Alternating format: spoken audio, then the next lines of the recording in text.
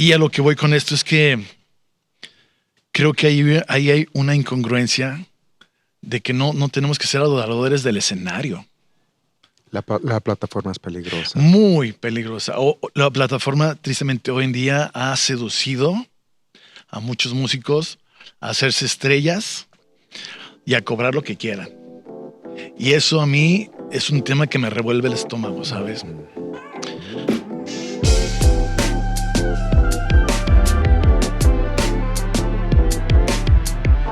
¿Qué tal? Bienvenido, esto es ¿Qué te inspira? Soy León Rubalcaba.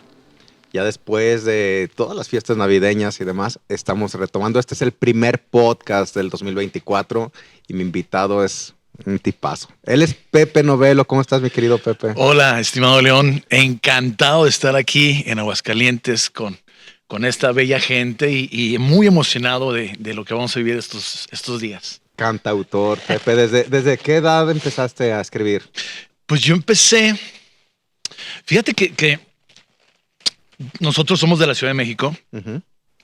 Y desde niños siempre había música en la casa de ustedes. Gracias. Desde mi papá, mi mamá, mis abuelos y todo tipo de música. Y yo a los 8 años entré a la estudiantina.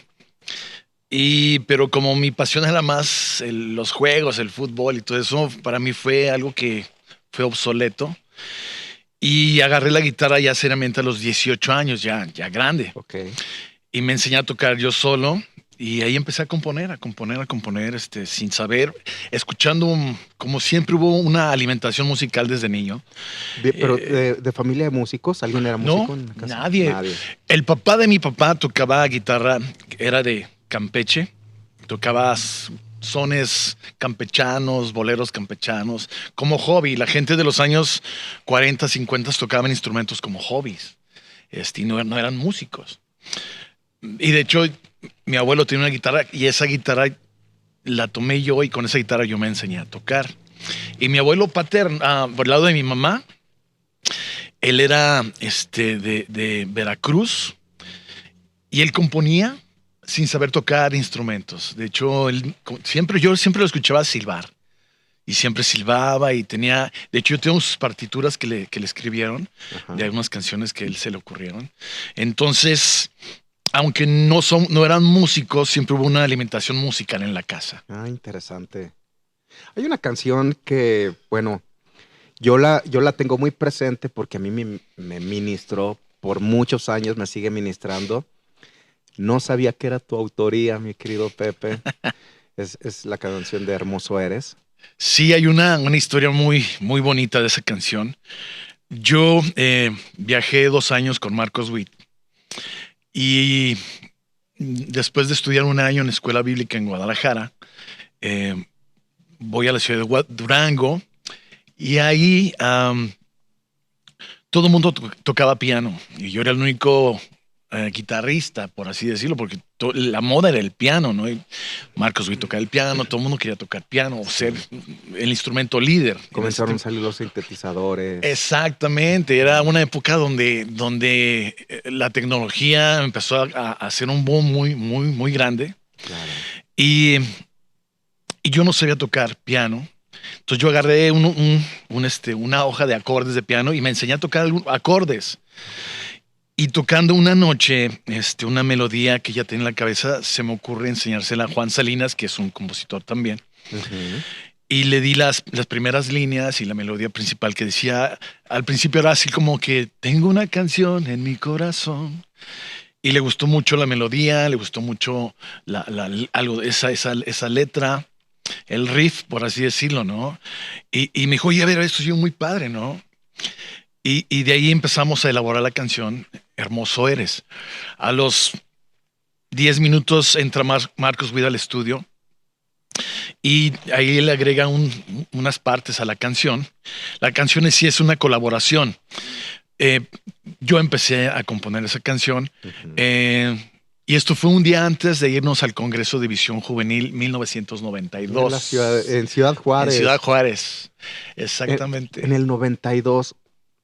Yo asistí ahí. ¿Tú fuiste ahí? Yo fui a ese. Ahí se estrenó la canción Hermoso Eres. Te digo, ya habíamos ensayado, yo tocaba en el grupo de alabanza con Marcos Witt, la guitarra acústica, y ya habíamos ensayado todas las canciones porque Marcos siempre iba de invitado a dirigir la alabanza, aparte de que iba a compartir. Y en cuanto tuvimos, yo me acuerdo, fue el 13 de julio de 1992, me acuerdo de la fecha, y eran casi las 11:30 de la noche. Al otro día viajamos a Ciudad Juárez, de Durango a Ciudad Juárez son como 10, 12 horas. Llegamos un miércoles llegamos el martes en la noche y el miércoles empezaba en la noche el congreso, en la mañana dimos un repaso, incorporamos la canción Hermoso Eres y ahí se estrenó. Y fue una explosión, ¿qué te puedo decir? No sé si te acuerdas tú, pero nosotros los que estábamos en el escenario a mí me tocó ver gente con las manos alzadas, completamente perdidas, adorando al Señor, gente hincada, gente llorando. Hombre. Es una emoción que todavía la siento, ¿sabes? Claro. Y ha sido algo que marcó mi vida porque justo en medio de ese congreso me dice Marcos, güey, ¿ya viste lo que hiciste? Le digo, no, pues yo qué, o sea, me dice, no, es que esa canción más que nada es tuya porque tú la empezaste a componer. Si tú no se te hubiera ocurrido lo que escribiste y no las hubieran mostrado, esa canción no existiría. Y ahí me cayó el 20, ¿sabes? Porque yo al principio no quería tomar crédito, porque yo apenas empezaba a componer. Ok. Entonces fue de las primeras canciones que tú compusiste. Así es. Entonces, ¿Te imaginaste dónde iba a trascender? Fíjate que jamás nos cruzó por la mente y de repente, en aquel tiempo, pues no teníamos las redes sociales. La manera que se pasaban las canciones antes se grababan en cassette. Sí. Todos los eventos, las predicaciones, el tiempo de música, de alabanza, de oración. Sí. Y pues en ese congreso, tú sabes que había gente de toda la República Mexicana. Pues nos llegamos fíjate, yo fui a 3 y en uno, el promedio siempre era de 4,000, 5,000 jóvenes. Sí. Imagínate eso. Sí. En uno fuimos 8,000 jóvenes. Creo que en esa ocasión eran alrededor de 10,000 jóvenes. Impresionante. Y sí, yo del escenario veíamos a la gente ya en un mar de gente, un mar literalmente de gente. Y entonces algo curioso que nos pasó a mí y a los músicos que estábamos ahí, que después de los momentos de alabanza la gente se nos acercaba a pedirnos los tonos de la canción y se los escribíamos. Y a mí se me ocurrió escribirlos y hacer fotocopias y papelitos y regalarlos. Por ahí no sé si alguien llegara a tenerlos, pero de la misma canción. Sí, se me hacía más práctico porque ya era una gran lo que demanda. La gente te pedía. Sí, la gente quería aprenderse la canción y llevársela a sus casas. Entonces, a través de los cassettes que comprabas, donde venían grabada la música, así se fue esparciendo esta canción. La canción se grabó un año después en el proyecto Poderoso en 1993. Claro. Y pero ya la canción ya la conocía mucha gente. Pues de mis canciones, yo lo recuerdo desde mi juventud, me ministró y me sigue ministrando esa canción. Fíjate que he recibido, para mí fue de repente un tema olvidado o que quedó como ya una anécdota. Y hace como 5 años, por medio de redes sociales, me contactó un buen amigo que se llama Joel Guerrero, de una página que se llama Dora Producciones. Y hablando de la canción Hermoso Eres, él quería saber quién la compuso, la historia, y platicando, algo resurgió, ¿sabes? Algo resurgió. Y de repente mucha gente se empezó a enterar que no era una canción que Marcos Witt había compuesto, porque todo el mundo pensaba que la había compuesto Marcos Witt. Pero cuando se dieron cuenta que yo soy el autor principal de la canción, me empezaron a llegar mensajes, literalmente, y lo digo sin presunción y sin mentir, de casi toda Latinoamérica. De Argentina, de Chile, de Bolivia, de Ecuador, de Guatemala, de España, de algunos lugares de habla hispana en Estados Unidos, contándome alguna anécdota o algún testimonio de la canción Hermoso Eres. Y yo cada que recibí un mensaje, algo me cimbraba. O sea, llegaba hasta las lágrimas de la emoción de saber de que ya la canción tiene 31 años. 31 Este año años. cumple 32 años. Entonces, después de tantos años, a veces cuando salgo a compartir y cantamos la canción, la gente solita empieza a cantarla. O sea, ya es como Se que la un sabe, clic. sí, Sí, o sea, tú llegas, lugar donde te invitan y la comienzas a cantar, yo creo que hasta te la piden, Pepe. sí, sí, sí, así es. Ha sido, híjole, es algo muy bonito el saber que una letra, una melodía que nació simplemente con el afán de alabar el nombre de Dios, haya sido de bendición para tanta gente y que la gente la siga cantando, adorando a nuestro Señor. Lo poderoso que es una letra que ministre, que trasciende generaciones. Sí, eso es un tema, eso es todo un tema, León, porque antes componíamos canciones, te digo, sin presunción, simplemente en nuestro corazón había algo que queríamos decir y lo poníamos con música. Y de ahí, de aquella época, hay también un montón de canciones muy hermosas que se consideran ya como himnos, que Sí, Tu Fidelidad de Miguel Casina, sí, claro. Temprano yo te buscaré, Sí. Renuévame. Son canciones que marcaron toda una época. Juan Salinas también aportó Sí, Juan letras. Salinas yo creo que es el de los compositores más prolíficos en toda Latinoamérica, no nada más México. Y muchas de sus canciones fueron grabadas y han sido interpretadas por mucha gente. ¿Tú comienzas a tener gira con Marcos Witt? Yo era asistente personal de Marcos Witt. Haz de cuenta que cuando yo entré a la escuela bíblica en Guadalajara, ya que yo conocí a Marcos Witt por medio de Juan Salinas, Ajá. en un viaje que yo hice a Torreón y de ahí fuimos a Durango. Y luego Juan Salinas me invita a tocar a su grupo en un festival de la primavera en 1991. Ahí estaba Torre Fuerte, estaban empezando los de Torre Fuerte. Para que la gente que no sabe, Torre Fuerte se forma de los exmúsicos De Luis Miguel y Emanuel y Mijares. Tocaron principalmente con Luis Miguel, los hermanos Hermosillo y Álvaro López. Muy preparados. Sí, no, musicazos. Impresionante. Sí, no, también ellos marcaron una época impresionante también en la música. Sí, claro. Y en ese evento estaba Marcos Witt en Torreón. Y cuando me ve, él cierra el evento. Me dice, ¿qué pasó, Pepe? ¿Cómo estás? Me saludó de nombre y bien, y tú, muy bien, oye, qué gusto verte por acá. Y me dice, ¿qué vas a hacer después de aquí? Dijo, no, pues yo creo que ya me voy. Yo vivía en ese tiempo en la ciudad de Brownsville, Texas. Y ya me regreso a mi casa. Oye, me dice, voy a ir a la Ciudad de México al Congreso Visión Juvenil.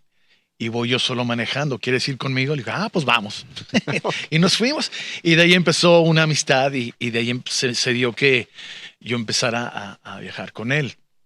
Cuando yo llego, yo tenía poco de conocer al Señor en ese tiempo. Ajá. Y yo realmente no sabía quién era Marcos Witt. Sabía que tenía 2 o 3 grabaciones, pero no sabía lo grande que era la audiencia que él tenía.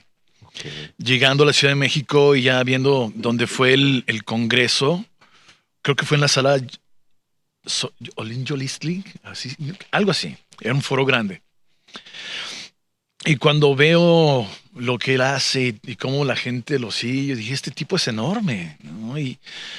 Pero yo nunca lo vi de esa magnitud. Yo lo vi como contigo, así como amigos, ¿sabes?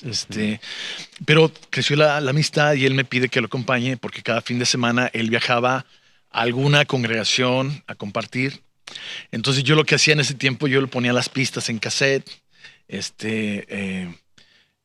hacía el sonido para él, yo vendía los cassettes.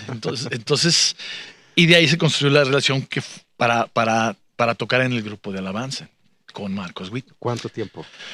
2 años. 2 años. 2 años. Caminando con Marcos Witt. Sí. Ay, qué padre. Sí, fue qué una padre experiencia, Pepe. Y fíjate que aunque no era mi estilo, porque yo cuando empecé a hacer música y entregué mi vida a Jesús, yo quería hacer música para compartir. Yo quería hacer como Striper, como Petra, como Guardian, como sí. Whitecross, ¿no? Sí, cierto. Estaban los de Striper, estaba Petra. Sí, yo quería hacer algo como lo que ellos hacían, no alabanza y oración, pero rockerón, Sí, así. pero Dios me puso ahí. Y para mí sí fue un gran aprendizaje y fue un tiempo muy especial. Cuando te conozco, Pepe, que fue en la FIL, en la Feria del Libro en la ciudad de Guadalajara, que me encantó que fueras a la presentación de este libro. Yo soy la persona que Dios dice que yo soy. Me encantó tu esencia, tu sencillez. Y recuerdo que me platicaste, así muy rápido, porque pues todo era muy rápido. Me dijiste que hubo como una etapa de tu vida que fue un proceso.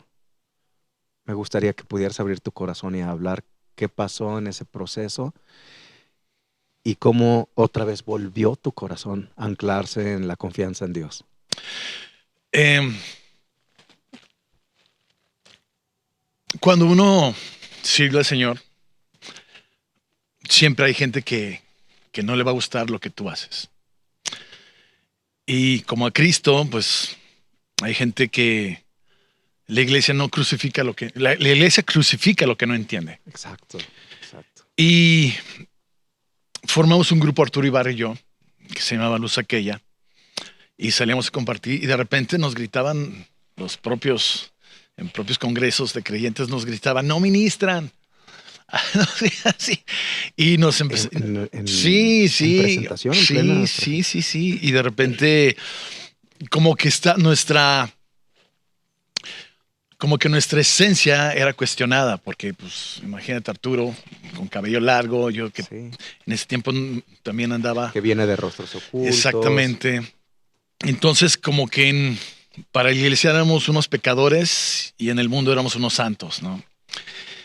Y eso empezó a marcar algo en nuestras vidas. Sí, fue mucho el ataque, Pepe. Sí, sí, O sea, sí, sí, sí. Hubo mucha oposición. mucha religiosidad. Mucha, mucha. O sea, no, porque nosotros tocábamos en bares y tocábamos en conciertos seculares.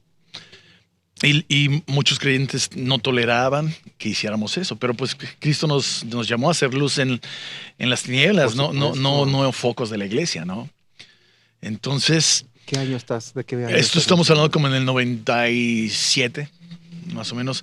Años atrás, yo cuando me separo de Canción Producciones, hubo un tema donde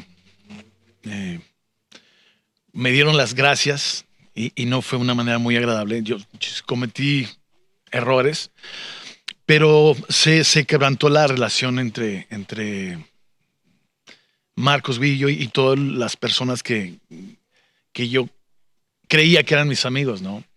Yo era un joven creyente y yo no entendía por qué si hablan del amor de Dios no lo muestran, ¿sabes? Entonces esto también me marcó, pero yo no me dejé, yo quise levantarme y dije, Dios me llamó a servirle.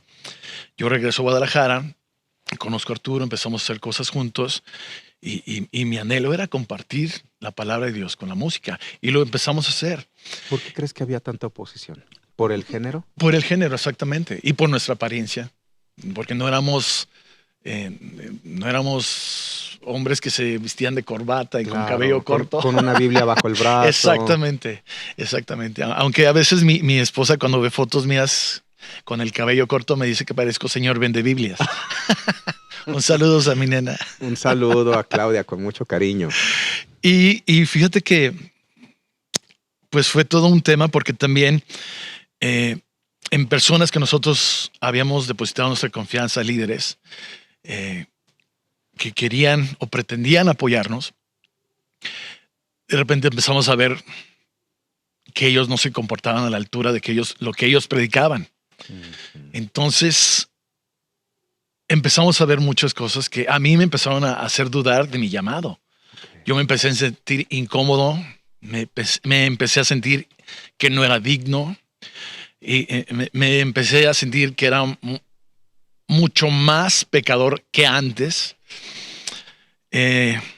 Simplemente. Con todo lo que veías. Sí, y cuando yo no vi. Había una congruencia. Exactamente. Y yo cuando vi toda esa incongruencia, yo dije, yo no quiero ser así.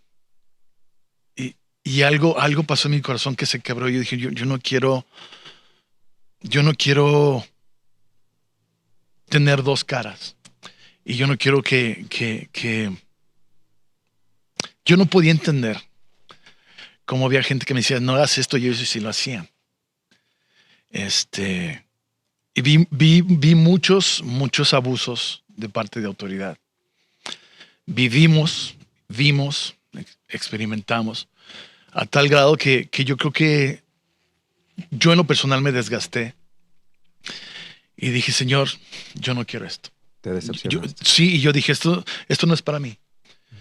Y yo cuando viajaba con Marcos Witt, mucha gente me decía, es que Dios te usa grandemente. Como me veían viajando con él, obviamente no sé qué pensaban. Y yo empecé a dudar y yo decía, yo creía que me lo decían solo por el compromiso, ¿no? O me lo decían porque me veían junto a alguien que Dios usaba grandemente.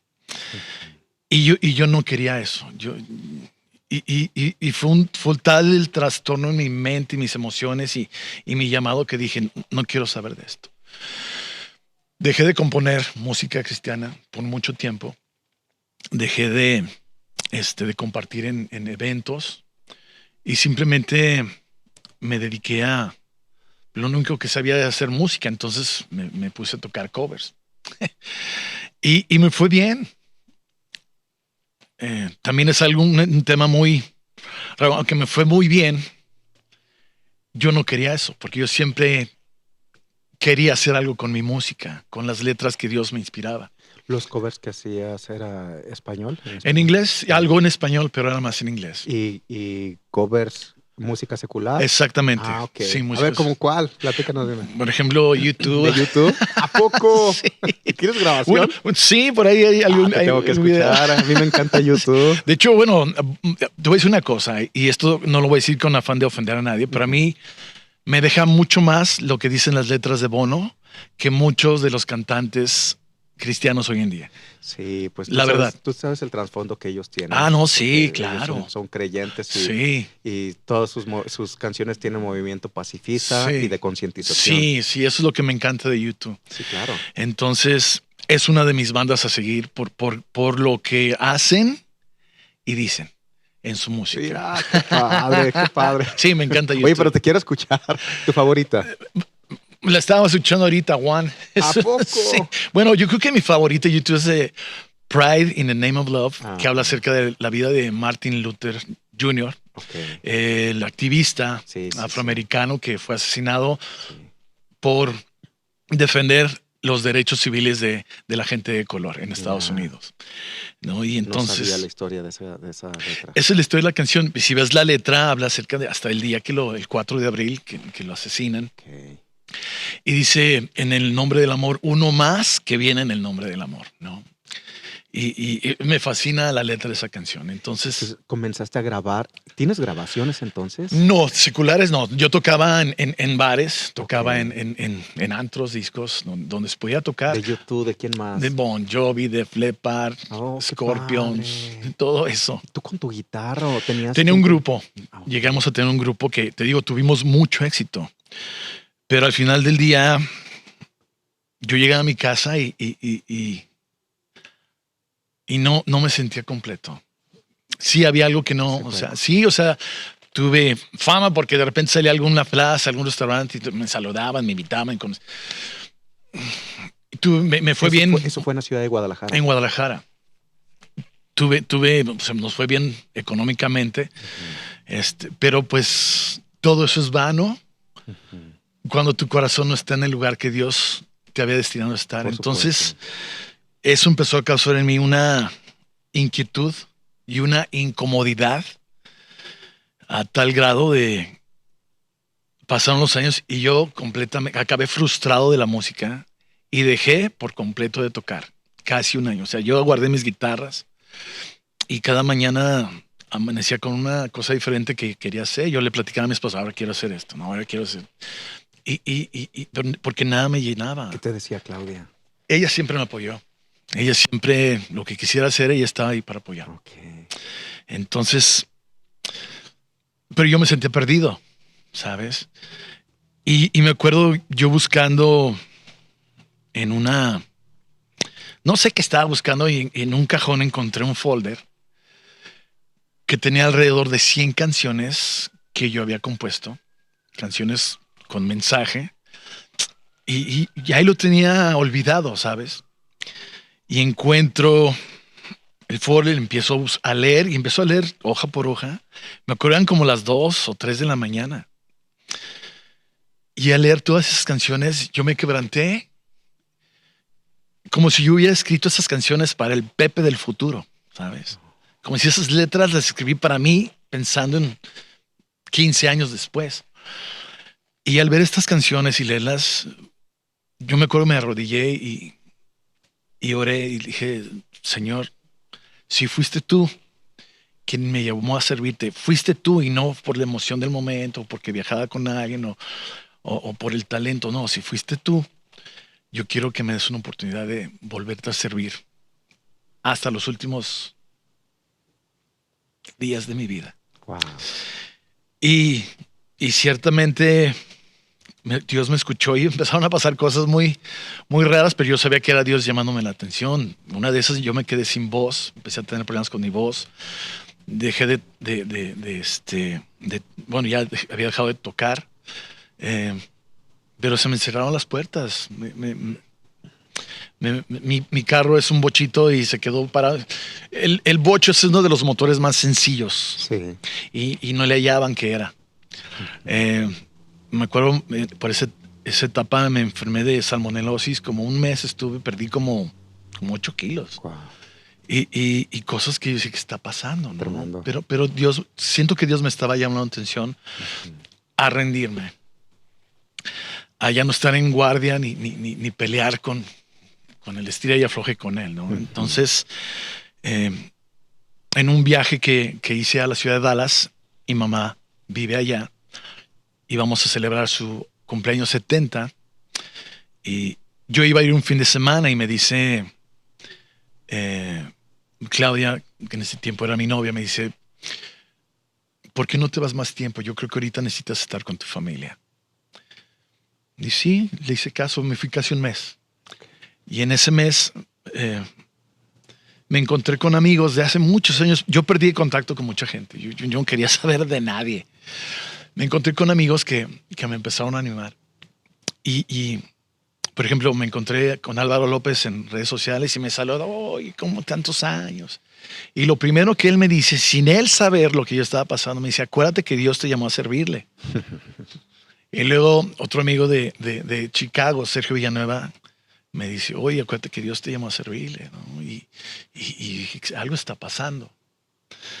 Y un fin de semana me invita Cualo Zamorano, que vivía ahí en Dallas, a pasar el fin ahí con su familia. Y yo tenía como 6 meses sin componer, sin tocar, nada. Y estábamos ahí en su estudio, platicamos toda una noche, le empecé a platicar todo lo que estaba pasando y me dice, yo creo que tu testimonio puede animar a mucha gente y deberías de escribirlo.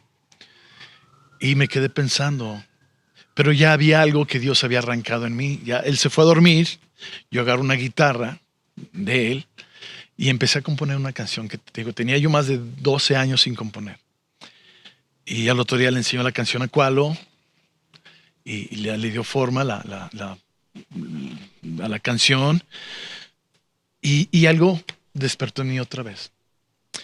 Ese día fuimos a la iglesia donde él asiste en Dallas, se llama Gateway.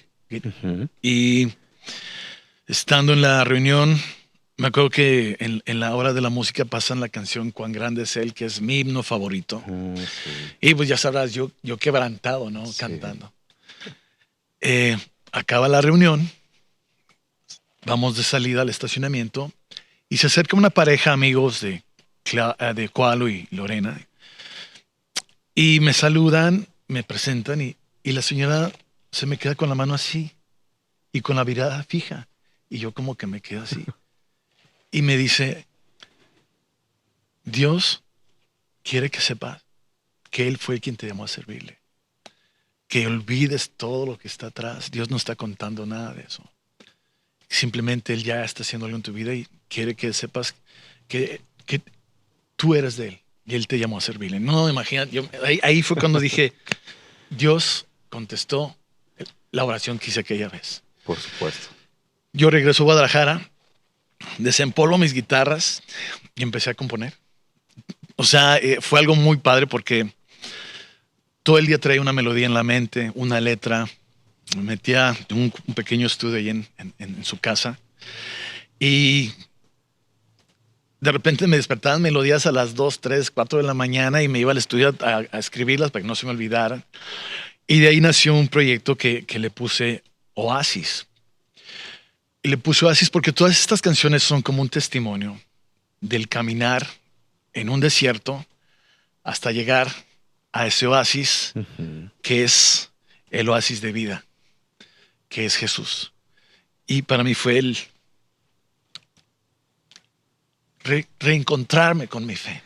¿En qué año fue eso? 2018.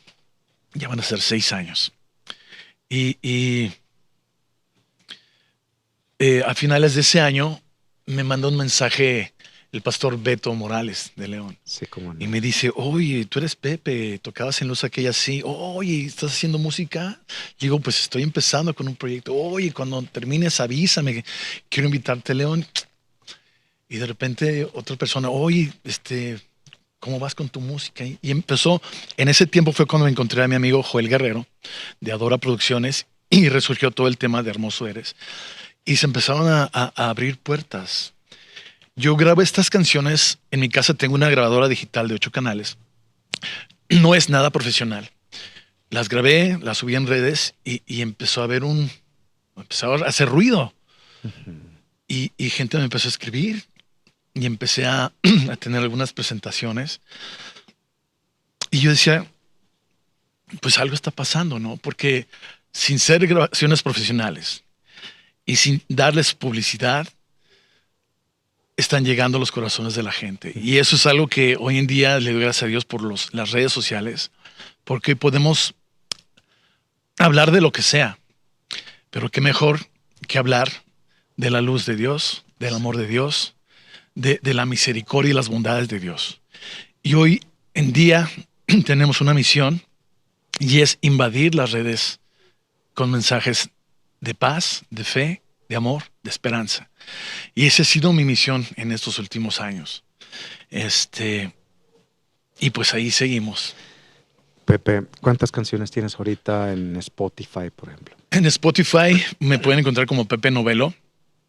Tengo ahorita, creo que son 9 canciones. Que estamos pronto a subir un poquito más. De las que desempolvaste, ¿no les has dado grabación? Ya grabé unos demos, pero quiero hacerlo mucho mejor ahora ya porque quiero hacerlo con muy buena calidad. Y sí, de hecho, ahí tengo varias canciones que están desempolvadas. ¿En tus canciones expresas vivencias? Sí, claro. Sí, yo creo que algo que es bien importante, como cuando Jesús platicaba las parábolas y la gente no solo los ponía a pensar, sino los hacía reflexionar y los llevaba a un punto de enfrentarles con una realidad. Entonces, es lo que yo he pretendido hacer con mi música. Un testimonio donde la gente se pueda sentir identificada y que vean que el camino es Jesús. Nada más. Me encanta, Pepe. Me encanta. Te felicito. No, pues gracias a Dios. La mayoría de lo que estás platicando ahorita lo desconocía. ¿Cuánto tiempo fue de ese proceso? Tú hablas de un año que no tocaste guitarra. Casi un año. Pero desde que empezaste a sentirte incómodo y... ¿Cuánto tiempo pasó? Yo creo que unos 5 o 6 años más o menos que yo ya no estaba feliz. No me sentía en paz, no me sentía pleno. O sea, yo vivía de tocar canciones que ni siquiera eran mías. No que yo pretenda vivir de mis canciones, pero yo quería hacer mi música, claro, para llevar un mensaje y no lo estaba haciendo. Por supuesto, porque es un talento que Dios te dio. Así es, sí, así es. Y yo definitivamente me siento responsable como en la parábola de los talentos, ¿no? Que en esa parábola se habla de el talento es un tipo de moneda, Claro. pero tenemos que ser buenos administradores del talento o habilidades que Dios nos da, ¿no? Y yo no quiero que Dios me pida cuentas por algo que no hice y que debería de haber hecho. ¿Qué mensaje le darías a la juventud? Que no se rindan, que no dejen de creer, que no se separen del buen camino. Y si están separados, que regresen al buen camino, que procuremos las sendas antiguas y andemos por ellas. Porque no hay otro camino. Allá afuera no hay nada. Allá afuera es un mundo frío, vacío, cruel. Van a abusar de ti. Allá afuera no hay nada. En este caminar también conociste diferentes ministros, pastores, profetas, no sé. Mencionabas que también fue hasta cierto punto decepcionante no ver esa congruencia. Sí. Sí. Yo creo que todos tenemos cola que nos pisen, ¿no? Y hay un dicho que dice, el que no cae resbala, ¿no? Y esa es nuestra condición humana. Y no tiene que ser una ley de vida. Tenemos que aprender de nuestros errores, porque si no aprendemos de nuestros errores no vale la pena cometerlos. Entonces,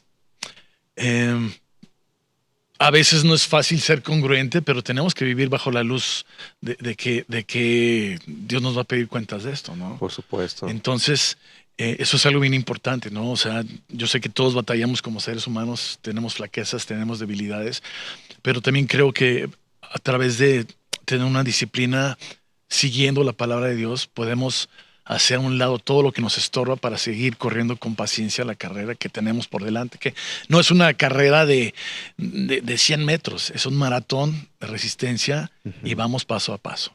Antes de entrar al aire me mencionabas que admirabas a pastores porque pues se torna una vida solitaria. Sí, yo he visto que no es fácil. Tengo amigos que son pastores y los admiro muchísimo. Y yo les he dicho, sabes que si algún día, y a todos los pastores se los digo, no se sientan que porque tienen que verse como el líder fuerte, no crean que van a tener flaquezas. Claro. Platiquen con alguien, siempre van a tener un amigo cercano. Y es importante también sacar, porque el ser pastor yo me imagino que es una carga muy fuerte y también hay que desahogarse. Y recordar que no es nuestra carga, no es nuestro trabajo. Nosotros solo somos mensajeros y no podemos cargar con algo que nos va a desgastar. ¿Has visualizado que últimamente ya no hay esa... ¿Recuerdas que, bueno, pues años atrás, aprender un instrumento era aspiracional para muchos jóvenes? Sí. ¿Ha disminuido? Sí, porque hoy tenemos al alcance la tecnología, ¿no? Ahorita ya, por ejemplo, antes ibas a un estudio de grabación a grabar y era muy padre llegar, ves una consola, los alas, los micrófonos. Ahorita ya en una laptop ya puedes hacer todo. Y en la misma tecnología ya tienes ayuda de que aprietas un botón y ya te sale un ritmo, ¿no? Y aprietas otro botón y ya te salen los acordes. Y así. Pero yo creo en la disciplina de ensayar. A mí, mi mamá y mi esposa se los pueden decir, porque mi mamá vivió conmigo un tiempo, con nosotros un tiempo también. Y no hay día que yo no ensaye de mínimo 1:30, 2 horas. Porque creo que tenemos que tener excelencia en lo que hacemos, ¿no? Claro. Y si no demostramos excelencia y le dejamos toda la computadora no puede hacer todo lo que el corazón puede hacer. Qué bueno que lo mencionas. Es muy bueno lo que estás mencionando. Sí, amigos músicos, ensayen, por favor. Sí. Otra vez repite, ¿cuánto ensayas al día? 1:30, 2 horas, a veces hasta 3. O sea, no es una regla, pero mínimo 1:30. ¿Tu garganta, cómo cuidas la voz? Trato de evitar todo lo que son lácteos, cosas a la hora de cantar, cosas frías. Pero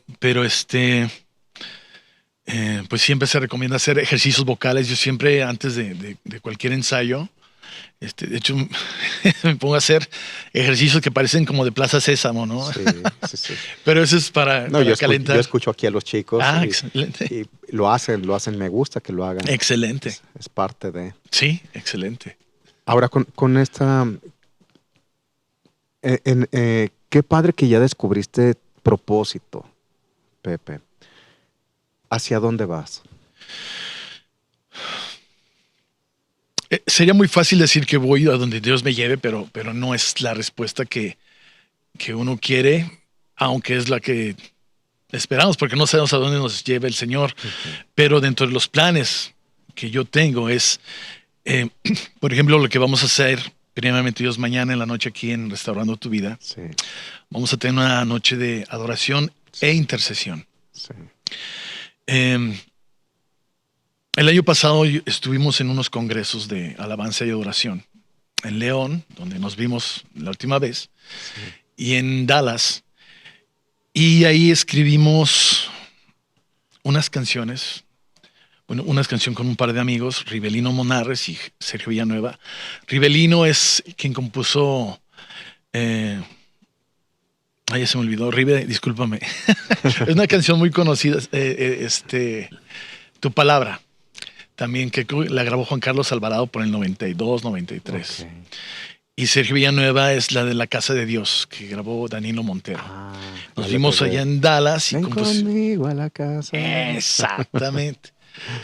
Y la de Tu Palabra. Es lumbrera, es a mis pies tu palabra. No sé si se acuerdan, pero ahí sonó. Fíjate, eso no lo vi.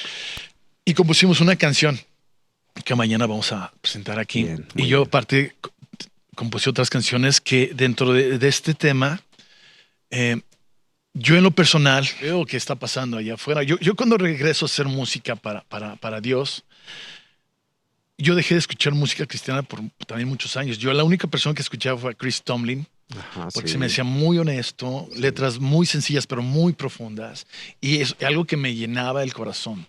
Eso fue algo que también me mantuvo cerca de Dios en esos tiempos. Alguna de sus, si no mal recuerdo, alguna de sus canciones fueron temas de película. No sabría decirte eso, pero no lo dudo que en alguna película con mensaje haya salido algunas canciones. Creo que sí, de las películas cristianas, creo que han sido letras de Cristo. No lo dudo, porque a mí me gustó mucho, me gusta mucho su forma de componer. Entonces, yo pensando en todo el tema yo regreso a escuchar música cristiana y ver lo que están haciendo amigos, y esto lo digo penosamente, amigos de muchos años, y gente que está en el medio. Yo los empecé a seguir en la pandemia, por medio de Instagram. Y yo veía, bueno, antes de la pandemia, porque quería saber qué hacían, qué música hacían. Y yo veía que cada semana vamos a estar en tal lugar y acá y acá y acá. Y cuando llega la pandemia, yo creo que de 10 personas que yo seguía, solo uno hacía transmisiones de alabanza desde su casa. Y a lo que voy con esto es que creo que ahí hay una incongruencia de que no tenemos que ser adoradores del escenario.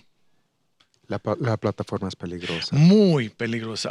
La plataforma, tristemente, hoy en día ha seducido a muchos músicos a hacerse estrellas y a cobrar lo que quieran. Y eso a mí es un tema que me revuelve el estómago, ¿sabes? Yo siempre crecí en la fe, o se me educó en la fe por medio del reverendo Gary Sharp, que era un pastor, que era un padre para nosotros en Brownsville, Texas. Él era músico también y siempre decía, nunca pongan al dinero delante de ustedes cuando sirvan a Dios. Y hay una historia muy interesante, que él estaba en las asambleas de Dios hace muchos años y él invitó a un grupo conocido en aquel tiempo, yo creo que a principios de los 80s, lo invitó a su iglesia y les pregunta qué necesitan, cuáles son sus requerimientos. Le dicen, necesitamos esto y esto y esto y esto, y va a ser tanto, van a ser creo que $2,000. Ok. Van a la iglesia, y esta es una historia que yo personalmente la guardo en mi corazón, como un ejemplo a seguir. Van a la iglesia, ministran, creo que el sábado en la noche y domingo y así. Y al final el pastor Gary Sharp levanta una ofrenda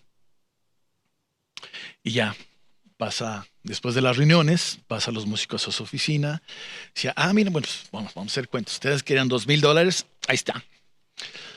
Y los músicos, muchas gracias, hermano, cuando guste, aquí estamos. Bueno, esto que les sirva de lección. En la ofrenda que recogimos alrededor de $6,000.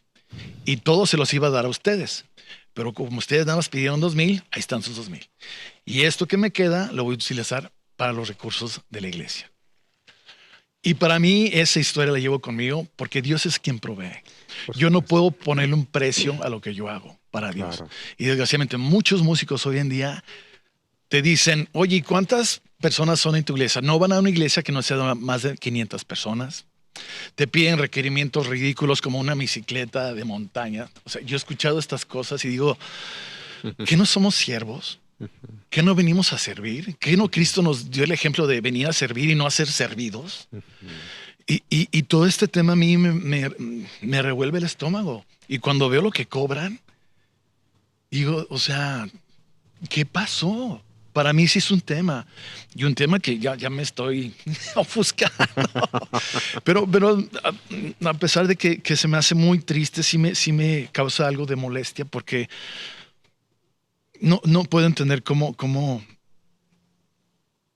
abusen de la gente. Porque la gente por buena fe va y paga un boleto. Sí. Y yo estuve en un evento en Guadalajara donde fue alguien conocido y yo participé y era un boleto como de 500 pesos. O sea, ¿en serio? O sea, yo vengo de cuando había algo que me gustó mucho cuando yo viajé con Marcos Witt, es que él hacía giras de alabanza e intercesión con el hermano Víctor Richards, de Vino Nuevo. Sí. Y en esas giras nunca se cobraba ni un centavo. Siempre se escogían ciudades por regiones, digamos, en el sur de México, no sé, Colima, Manzanillo, y por ahí así, ¿no? Y era un día una ciudad, otro día otra, y eran giras de 4, 5, 6 días a la semana. Sí se les pedía a la gente al final que apoyaran con una ofrenda y siempre salía. Siempre Dios proveía. Y yo fui educado en esa manera, en la fe.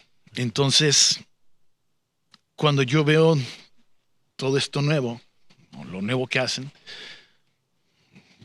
como yo no fui educado así, yo no lo puedo hacer.